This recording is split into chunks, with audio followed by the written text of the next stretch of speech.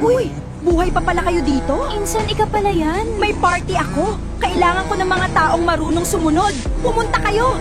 Ma, baka this time, mabait na sila? Sana nga, anak. Pero, ang ganda-ganda mo sa damit. Wow, sobrang ganda dito, Nay. Mukhang masarap din mga pagkain. Kakain ako madami. Sige, anak, mag-enjoy tayo. Hindi kayo bisita. Maghugas kayo. Nakakahiya kayo sa bisita. Nay, nandito pala tayo para paghugasin ni Tita. Pagod ka na ba, anak? Ako na dyan! Kaya ko pa po.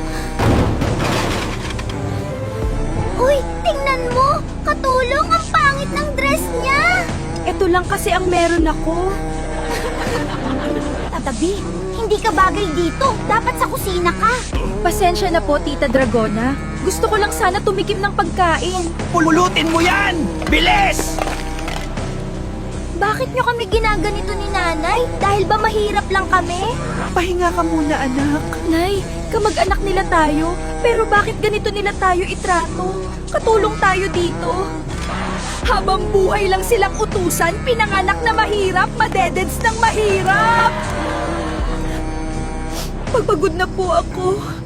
Ang sakit na ng mga kamay ko. Pati pagkatao namin ni Mama ay inurak nila. I-follow mo na ang Tagalog AI kung gusto mo makitang labanan si Dragonita sa pang-aapi niya.